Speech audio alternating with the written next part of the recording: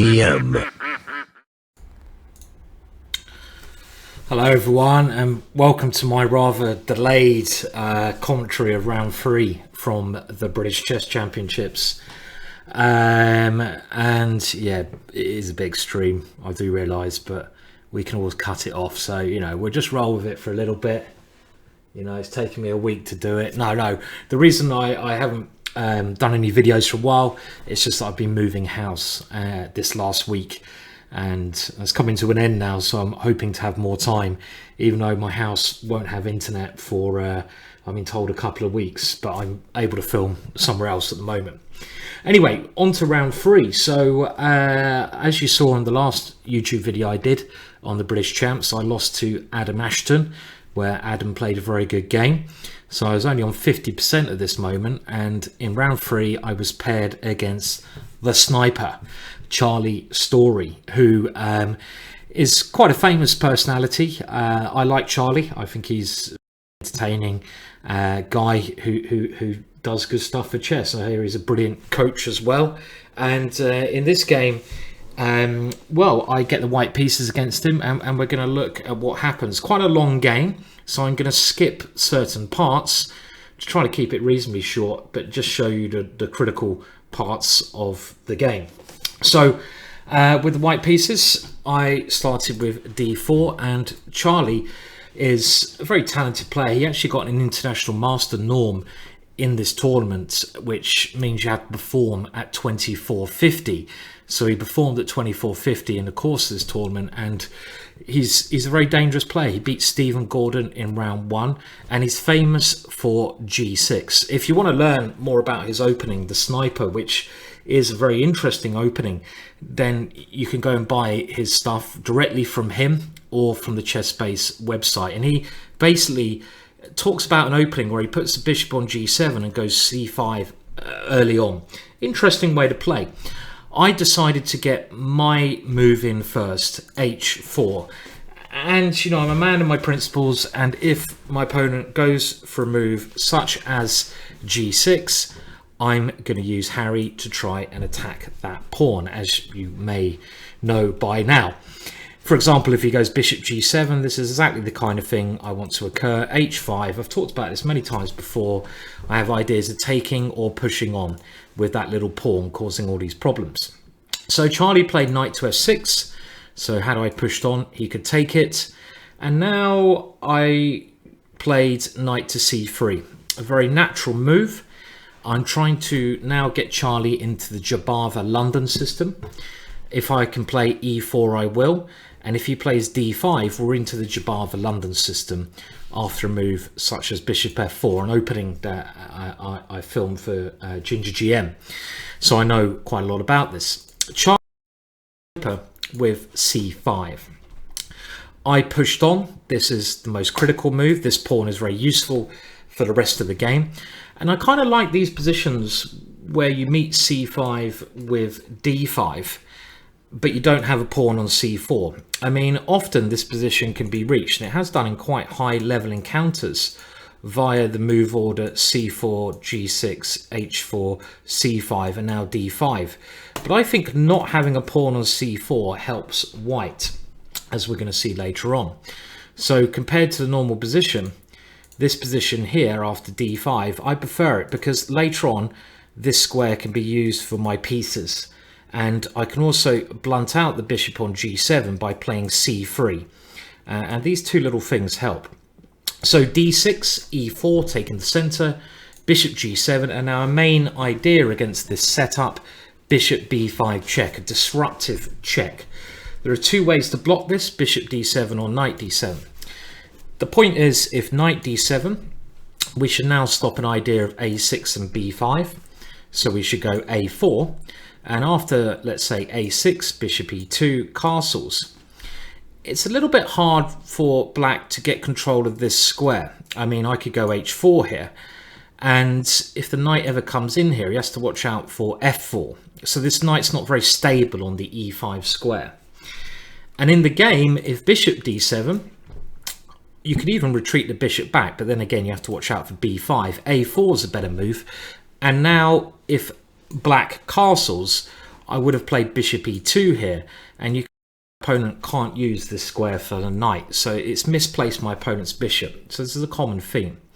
Charlie, on the other hand, decided to take on b5. This improves my pawn structure, gives me an open file, but means Charlie can develop his pieces quicker. I continued with normal development. I don't really allow black to take the e5 square. This is an important idea.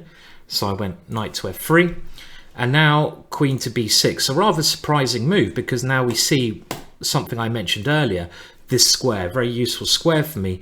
And after knight d2, this is one of the main maneuvers in this kind of opening. The knight gets to c4, which is a very nice square. If knight e5, I do damage to Charlie's pawns. I make his bishop a worse piece. He's got that pawn in front of that bishop now, so we're making that bishop very bad. And my knight's very good here. So Charlie now played knight b6. Now, whenever you have the opportunity to exchange a minor piece for a minor piece, you should always ask yourself the question, which piece is better? And there are other considerations you need to think about as well.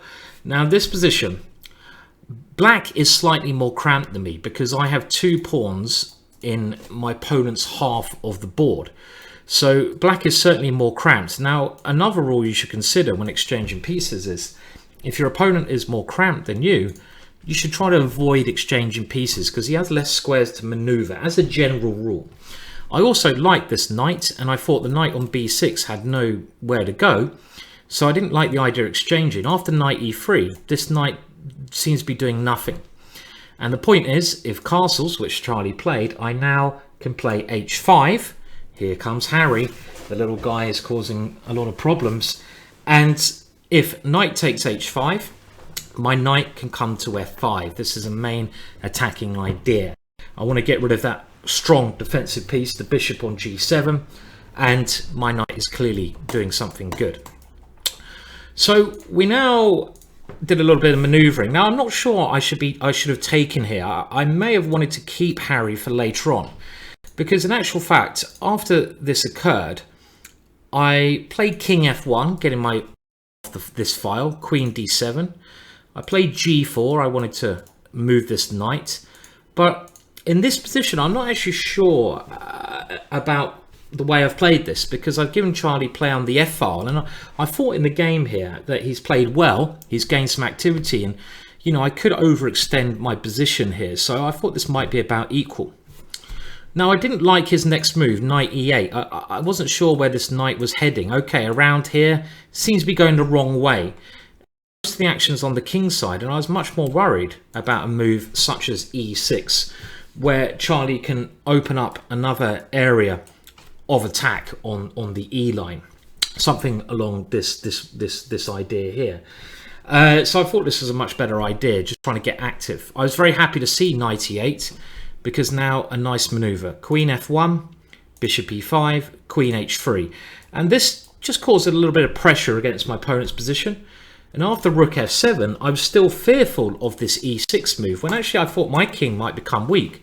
So I decided a queen exchange was the correct thing to do. Now, you may know from past experiences, I'm not a great fan of saying the queen exchange, but you know, you've got to play the best move. And in this position, I felt that after the queen exchange had occurred, it's a lot harder for Charlie to gain counterplay, because e6 now is not going to be as easy to achieve, and I keep my space advantage, 3 pawns in his part of the board, and I thought this was positionally correct to play against my opponent's pieces and to stop my opponent gaining active counterplay. Charlie is so dangerous when he gets active, and I wanted to stop him getting active.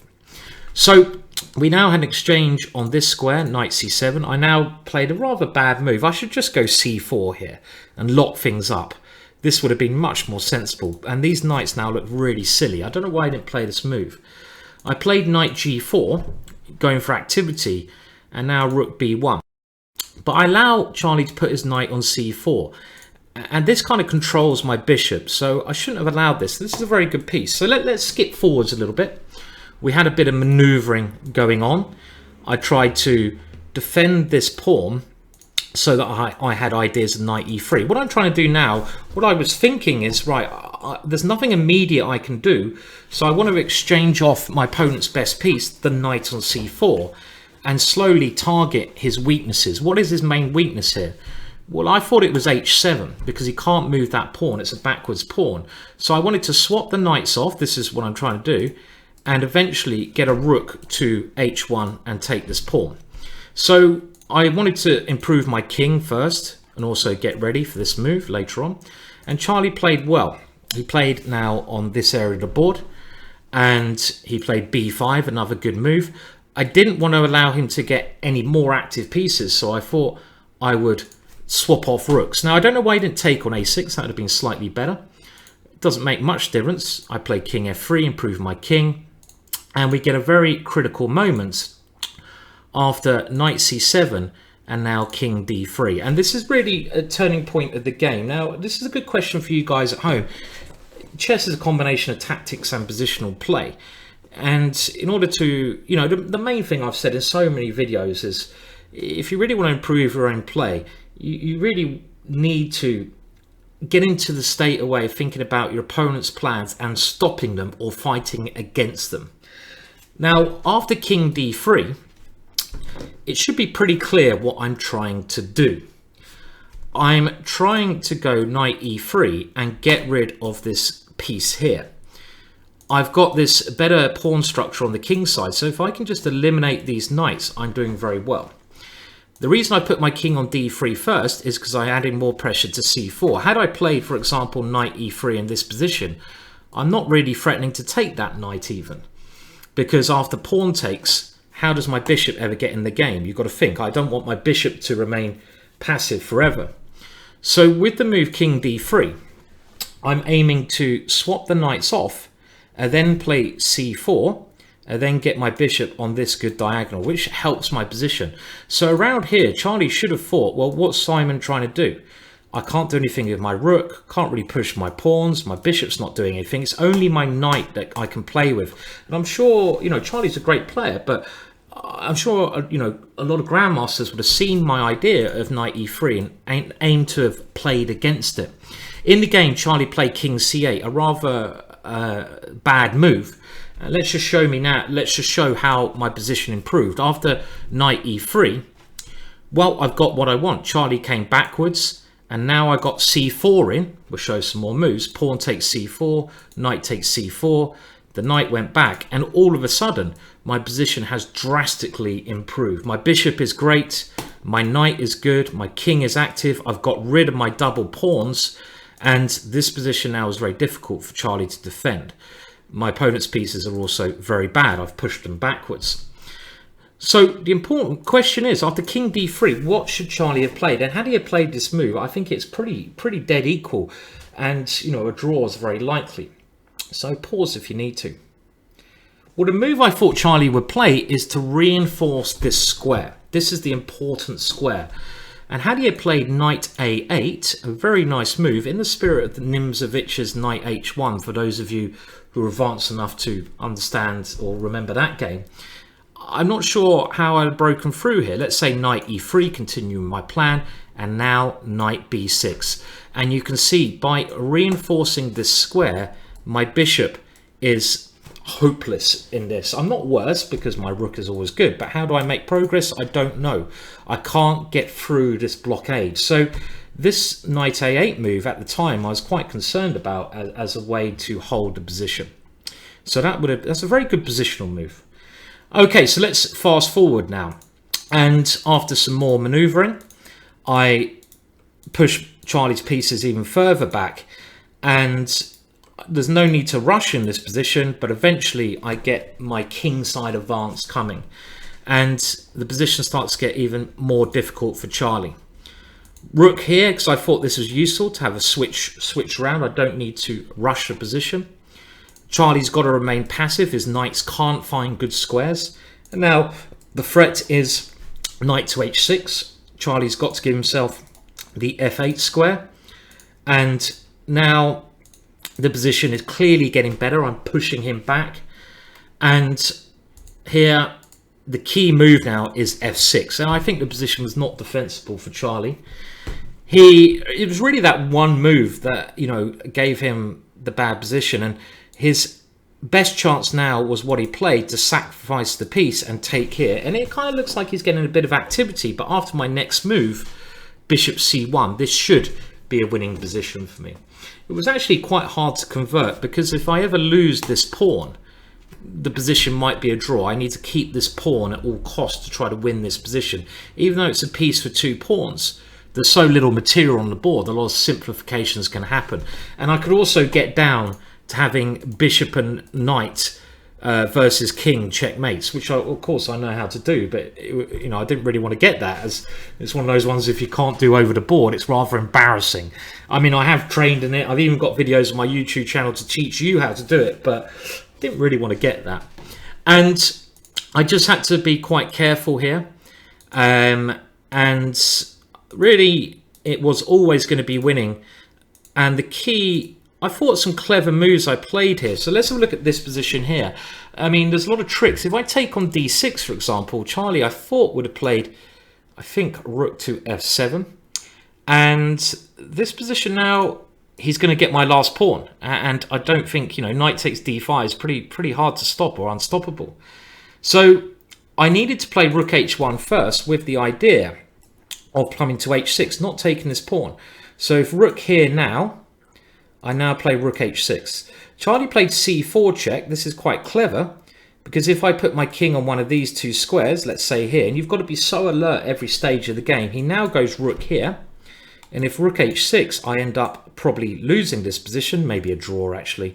But there's this little trick here, and you see why my king is on a bad place. Okay, of course this is a draw, but I don't want to draw, do I? So king c2 was correct, and I've just got to be careful where I put my king. Now it can go to c3, because rook f7 is no longer available. And Charlie keeps being annoying. He defends well, but eventually I manage to win this pawn. And after king e5, it's becoming clear here that Charlie doesn't have enough play. Just got to be careful where I move my pieces. And as you can see, I slowly get some nice centralization. And after rook c1, knight to e4. Now it's time to swap off, because I still retained my pawn. And after this ending, it's pretty clear this is quite easily won. I have rook c7 check, which is quite handy. And of course now it's just a matter of picking up this pawn, which I'm going to do. And Charlie resigned in completely hopeless position after bishop e3, where I'm just going to go bishop d4 and just take this pawn off the board. So it was quite a tough game, quite a positional game, that one. Against Charlie. Charlie fought hard. Like I say, he got an IM norm in the end, so well done, Charlie. Go and check out his sniper DVDs. They're very good quality if you're looking for an interesting opening. You know, Charlie's a real, like I say, a real character in chess, and I think it's nice to have characters in chess. And the key point was that very clever knight a8 thing, and it just demonstrates that, you know, one of the most important things, I bang on about it, if you're really serious about improving, it's so important to consider what your opponent is planning to do. And after king d3, if Charlie had really got into my mind to say, well, what is white trying to do? I'm sure he would have found knight to a8. Don't just think about your own ideas. Really do think about your opponent's ideas. Okay, well, I'm going to try to get more videos done. Still got a bit of house moving to get finished, but I will be picking up the pace of my YouTube channel very soon. So yeah, I mean, I'm sure you're all going to be just talking about my haircut, but you know, it can grow out and I can cut it off again.